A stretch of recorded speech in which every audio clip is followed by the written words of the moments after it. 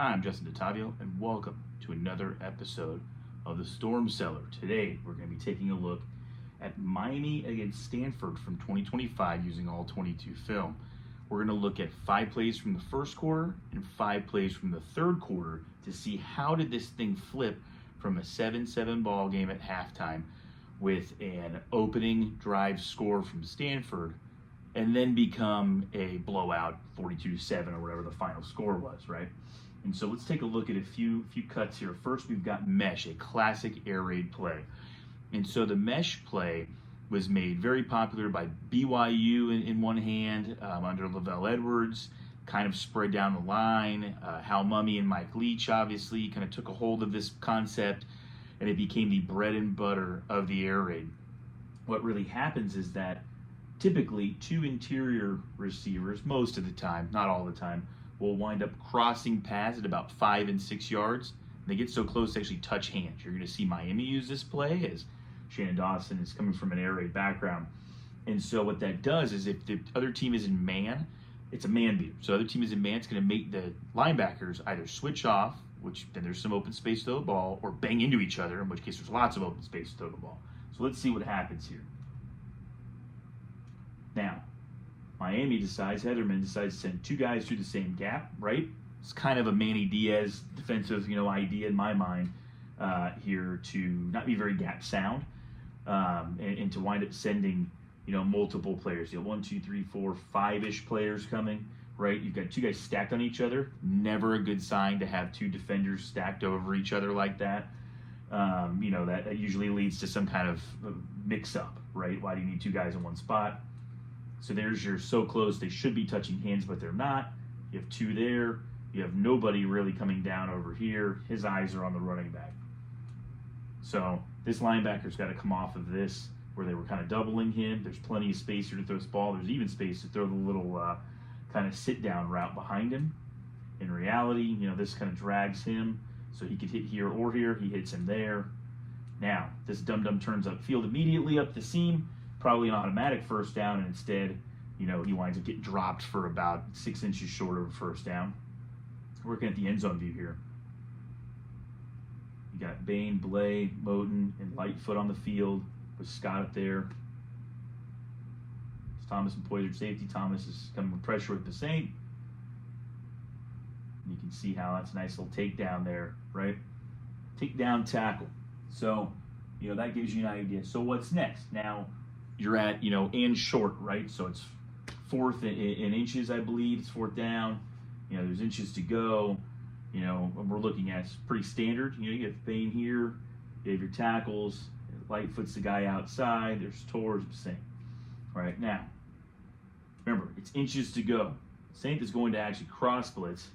Okay, so he's coming in through this gap. So if this guy bangs it through the gap he's supposed to, it's not good. He can bounce it outside, but there's obviously defenders there. He's going to bend it back into the B gap back on this side. But that's vacated for the amount of yardage that he needs.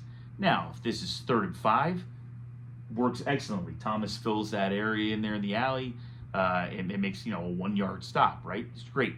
If somebody was stopped at 1 yard, you consider it a win, unless it's 4th and half a yard. So Thomas gets in there. Look at his hands. They're not in a fighting position. Their hands are down by his sides, right? Well, if I'm boxing, what happens to me? I'm stuck in the face, right? You want your hands in a fighting position. It's hard to see what really happens there as he comes through, but clearly a first down. Let's watch it back again, okay? So there's Bassett going, there's Thomas. You can see it's kind of a pile. All that running back has to do is fall forward, and he gets the first down. So this is ways that, you wind up seeing like, oh, shoot, how does, a team wind up with a really good opening drive? Takes good play calling, takes things going your way. That's kind of the deal there. All right, so what happens here? You've got some GY counter. Okay, you've got Lightfoot. Now, line of scrimmage is clearly right about here. Look at where he freezes. I mean, he's 3 or 4 yards deep. You want to be 1.5 foot deep. A yard and a half deep. He's 3, 4 yards deep. Kicked out, bounce outside, bad effort, finally gets slung forward for positive yardage. Okay, we're looking from the end zone view. We can really see stuff typically, right? And again, you've got that kind of starting group. It's not like this is the subgroup in. This is early. This is first drive. There's Scott, Poyser, Thomas, Bain, Blay. I think that's Moten and Lightfoot. And you've got Bassane and Tor. Right away, guard, tight end are pulling. Your eyes have to go that way in a sense. He's got to be able to see the down block and know that the kick out's coming. That's how you read that, right? The minute you get a down block, you start seeing down, you got to think kick.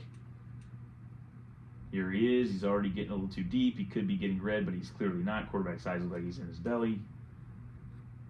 Easy kick out block, right? And that's the right shoulder to use for the offensive lineman to push that guy out. You don't want him in being able to come on the inside. Still hasn't moved a damn inch.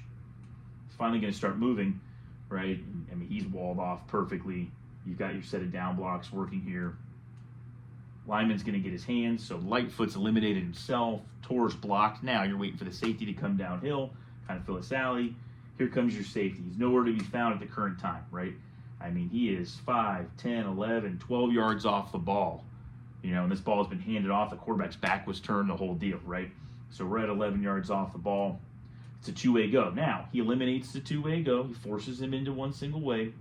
Here's your issue with your corner. Your corner is inside leverage, which allows the outside to be free. That's an easy block for that guy. Now, Thomas is stuck, right? He's got to make a diving effort. That's the rugby foot slap that you're trying for. It usually works better if you're behind the guy, not to the side of him. And he goes right around. Now you're going to have another effort here, right? What happens here? Whoop! Goes right by. And now you're throwing a guy forward instead of bringing him backwards. So let's see it again. As you watch, there's the kick out. Gets outside of Tor. Gets outside of Thomas in the corner. Just Poyser goes whoosh, right by. And then here you've got the end zone again, right? We're not going to pause it. We're going to let it run until we get to the Poyser tackling effort. Okay, there's Tor who has to get blocked. Thomas whiffs. Here comes your safety at full speed, right? That back leg kicked out. He's got to realize that his angling when he has to start to buzz down, which means he has to start to come to balance, buzz his feet, and shoot the hit. That guy cuts back. He goes for the shoulder shiver versus a wrap up, and woof right into his own friends there, right? So we're at the point where we start asking, how does this happen? How does a bad team with a bad offense get a really good opening drive and score on you and a really good defense, one of the best defenses in the country, in my opinion? And this is how it happens. You know, so far we've had kind of sloppy gap responsibility on that blitz. So mesh wound up there with two guys covering one and nobody covering the other. You have the cross blitz, which turns into a good idea on even on 4th and 2, but not 4th and inches. You get upfield too deep, missed tackle, and here we are. Okay. We're looking here. He's at the end of his drop. He's looking for number 1. Looks with his eyes, probably about, he's reading about there. Fires down. Nice, easy stuff, right? He stepped out of bounds over here, so that next part doesn't really matter as much. See where his eyes go to be a little easier from the end zone shot, but right now I've got my back and I've got my slowest linebacker if I'm scouting this properly. There goes your back out of the backfield. He's got a lot of ground to cover. Fires it. He's already basically behind the play. The angle's lost. He's at the only angle on this ball. He's going to miss. Doesn't reach for the foot on the slap. He just goes for, you know, like he's playing flag football. That'll be cool for the Olympics when they do that crap, but not here. Here's your effort. Throws his shoulder, right? As opposed to actually wrapping up or throwing shoulders at him. Doesn't work. Finally get a shove out. Luckily, he's out of bounds. So again, getting out matchupped and then missed tackle. Now here we are. You know, we're looking at a scoring effort here. We've got 2 over 2, but we're giving up leverage. Look at where this receiver is. Almost to the number. Our safety's just off the hash. He's not moving. Okay? He has not rolled over the top at all. I have no idea if he thinks he's going to cut that off. He thinks he's playing deep third somehow in this situation. We're inside the 10. It's typically going to be like man, like they call it fence now, idea. And boom, you're going to be beat over the top all day. If he's playing man, he's running inside with that guy. There's no inside out, or he's not going to bail deep or whatever else. We're in trouble. And that's an easy catch. Doesn't even put his hands up, doesn't do anything, doesn't turn around for the ball, nothing. And that's tough. And we'll see the end zone view here, right? You got Blay trying to get guys lined up. Essentially 5 guys on the line of scrimmage. Fires, doesn't turn around at all. All right, so that's how you give up a first opening drive and you're behind or tied to Stanford in the first quarter when clearly they should have no match for you. And eventually they don't, because we're going to go to the third quarter next. Now the third quarter. Things that Heatherman decides to do differently. One of them is he's bringing less pressure. And so guys are playing their actual gaps. They're playing defense. Okay, gap responsible defense. Sometimes when you bring that much pressure, obviously guys get a gap, things get a little sloppy, but you're running at such a fast pace, right? You're not tempoing at all because you're blitzing, you're pulling through, you're trying to stunt real fast, you're overextending, and you don't come to balance to make a sure tackle. And you also are involving the safeties, which Miami had some safety trouble in tackling, between 13-8 and 7 last year. And so you wind up having those guys having to make, alley plays much closer to the line of scrimmage, of which they aren't that great at. So let's see it here. Look at Moten fighting a double team. Now you can see right where play could potentially go, right? Bain's outside, not engaged at all. Lightfoot's kind of ducked inside. Saint is working the outside gap, so gap exchanged, right? This looks like it's coming downhill this way. So it's bang, bend, bounce. He's going to bounce it just like he should. But there's Moten fighting that double team. Bain comes around the backside of that guy because he's got that, elite dip, right? Comes back from around the outside. I mean, the ability for him to just bend that 58's got no chance, right? No chance at all. 10's in the gap. 10's got to close. Gets himself blocked. Doesn't matter. 99 and 4 are on the job. Okay. We're lined up here. Potential face mask call. Everybody thinks Miami doesn't, get calls going the way the refs are against them. I think the refs just suck in the ACC, and so you're seeing sucky calls left and right, and sometimes they benefit you and sometimes they don't. Here it benefits Miami that the ACC refs are awful at their job. There's Blay, right? He's had a couple false starts, encroachment penalties already, right? And so he's still pretty quick off the ball, man. That's the benefit of a guy like that. He is aggressive. Okay. He fires off. He's got 2 sets of hands on him. Doesn't matter. Push off. Works out. There's that face mask. Yanks the guy. Does a great job getting some help there to pull him down to the ground, right? Again, who's that? It's a guy that I have a lot of faith in for this year, Armando Blunt. That's who's making that play with him. It's a guy I'm really excited about being the run-stopping D-end of the 2 or 3 guys that they're really going to rely on. All right, now we have Blay again, right? So even though he's been penalized a little bit in this game, he's actually stepped up. He's doing a great job here. So he knows this play because Miami likes to run outside zone. So as the center takes that outside step, he's working that kind of lateral, horizontal step. Center's going to try to work up to 10, all right? 10's freaking clueless. 5, Scott, sees the same thing. He's going to make sure that guy rides him to the play he can't get his hands on. He's going to ride Blay to the play. He's pushing him actually into the play. So this back either has to hard cut back into Lightfoot and the Saint, or he needs to just kind of play off of it and hope Blay misses. And Blay doesn't miss. He hits him with a bulldog. Bam, right to the ground, right? And that's excellent. That's got to be some Damian Lewis influence where, the ride and push and riding, that stuff NFL guys know better than anybody else. We're looking at an interception. So with not blitzing the whole damn house, right, every single, play, you're also able to drop more guys in coverage. No kidding, right? You've got a bunch formation up there. Typically one guy's going to hit the number or even the sideline. One guy's going to extend the seam. One guy's going to cross somehow to the other seam or even all the way out like in a drag route or something like that. You get a 4-man guaranteed rush with another guy kind of spying the back. Back goes out, he's going to cover him, the back stays in, he's going to want to bring late pressure, right? And so you've got your guys dropping. The Saints should be probably in the low hole there, which is right where he is. He's got his eyes here.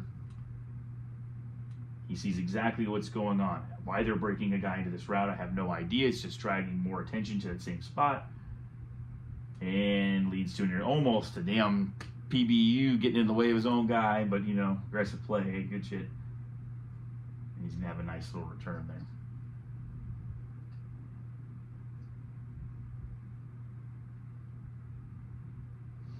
Watch it again from the end zone view. Bain's directing traffic, something that would be very missed for this program. You can see right here, getting engaged. Tore on a late blitz. I don't want that guy on lawns coming after me if I'm a quarterback. And it's picked. And a nice return. Nearly a dang touchdown. Okay, final clip. Get another interception, right? So how do you do that? You got 4 guys as potential blitzers or pass rushers. You get a drop here, so it's a 3-man rush. Some of the best pass rush players in the country between Lightfoot, Bain, when Mesidor's healthy, was healthy, Moden, Belay, Scott. These are guys that all know how to rush the passer.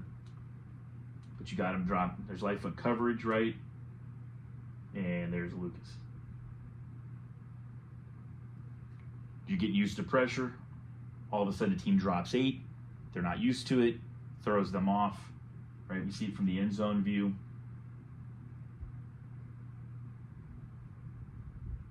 A lot of communication again from Bain. Somebody broke their pass rush lane, but it winds up not mattering. 2 interceptions is a great way to put your offense back on the field and eliminate abilities, obviously, for their team to score. And that's what you're trying to do as a defense. You're trying to eliminate opportunities for their team to score, and that's exactly what they need.